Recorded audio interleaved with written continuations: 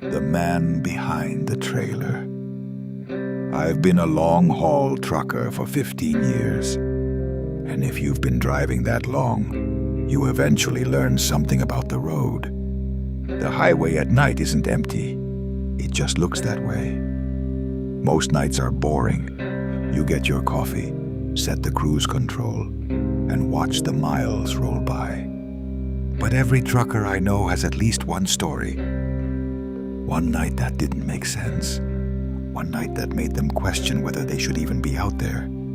For me, that night happened in northern Nevada. It was late October, about 3 a.m. I was hauling a sealed trailer from Sacramento to Salt Lake City. Just electronics. Nothing unusual. The road I was on was one of those endless desert highways that stretch for miles without a single light. No gas stations. No houses. No cell service. Just black desert on both sides of the road, and mile markers counting down slowly. I had the radio low and the windows cracked to stay awake. That's when my headlights hit something ahead. At first I thought it was a deer, but as I got closer, I realized it was a kid, standing right in the middle of the highway. I slammed the brakes, and the truck groaned as 40,000 pounds fought to stop. The rig finally shuddered to a halt maybe 20 feet from him. The kid didn't move. He just stood there, barefoot, dirty clothes, head hanging down like he'd been staring at the pavement for hours. Now I've seen stranded people before. Broken down cars, hitchhikers, even the occasional drunk wandering too far from town. But this felt different. There was no car, no lights anywhere, just that kid. I rolled the window down. "Hey," I called. "Kid, you all right?" For a few seconds he didn't move.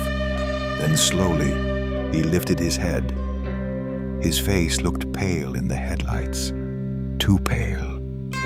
But what bothered me most was his eyes. He wasn't looking at me. He was looking past me. Like something behind the truck had his full attention. "Hey," I said again. "You need help?" The kid finally spoke. His voice was quiet, almost like he was scared to be heard. "Did you see him too?" I frowned. "See who?" "The man." A cold feeling crept up my spine. "What man?" He pointed past the cab, toward the trailer. "The one walking behind you." I chuckled nervously. "Kid, nobody's walking behind my truck. I've been doing 60 miles an hour." He shook his head slowly. He's been there a long time. Something about the way he said it made my stomach twist. "How long?" I asked. The kid shrugged. "Since before you stopped." For a moment, I just stared at him. Then I tried to laugh it off. "You must have seen something else." But the kid wasn't listening. His eyes were wide now, locked on something behind the truck. Then he whispered something that made my blood run cold. "He stopped when you did." Before I could ask what he meant, I heard it. A tap. One sharp knock against the back of my trailer. I froze. The kid's head snapped slightly to the side, like he'd heard it too. Another tap. This one a little louder, like someone knocking on a door. My heart started pounding. There was no way someone could be back there. The trailer had been sealed when I picked it up, and I hadn't stopped for almost 4 hours. But the sound was unmistakable. Something was hitting the trailer. The kid suddenly backed away from the truck. His breathing quickened. "You shouldn't have stopped," he said.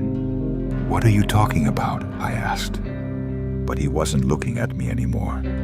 He was staring at the trailer again. Then he whispered something I barely heard. He doesn't like when they notice him. Before I could ask anything else, the kid turned and ran, straight into the desert. Within seconds, he vanished into the darkness, just gone. I sat there for a moment trying to process what had just happened. The engine idled loudly in the silence.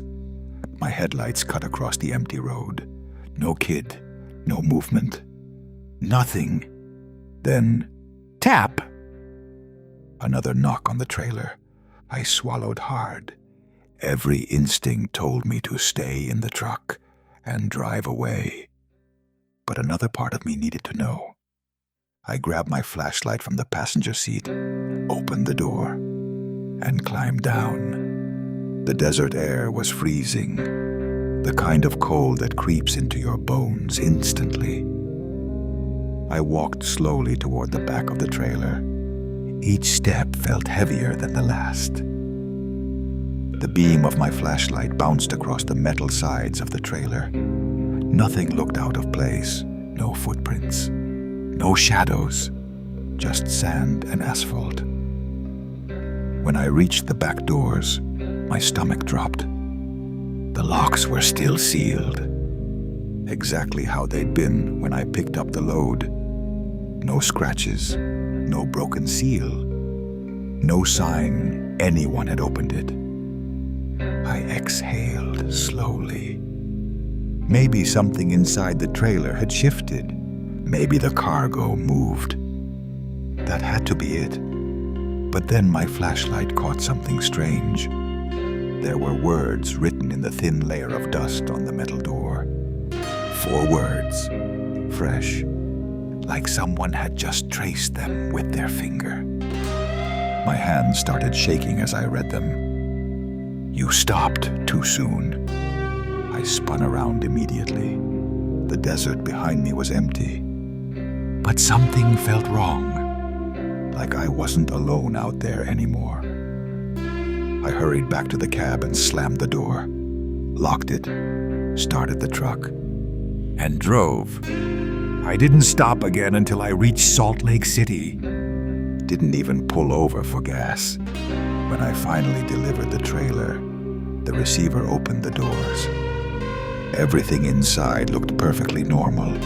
Nothing had shifted, nothing had broken. But the strangest part? The inside of the trailer had dust all over the floor. And running straight through that dust were footprints.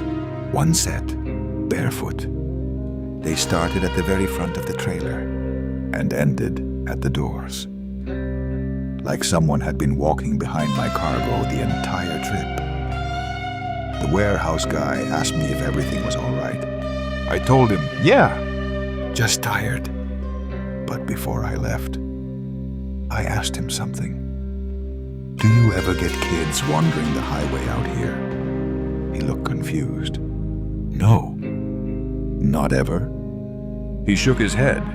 Closest town is 40 miles away. Then he said something that still sticks with me.